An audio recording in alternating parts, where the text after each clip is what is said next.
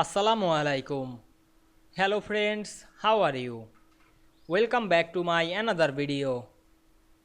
In this video, I am going to show you how to remove bullet color in Microsoft Publisher. Let's get started.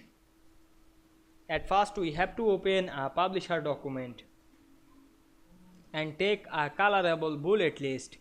Now we want to remove the bullet color to this bullet list. Firstly, select the text, click and drag on our mouse, then go to the home menu, then change the color, click the font color option, then choose no fill, otherwise you can choose the black color.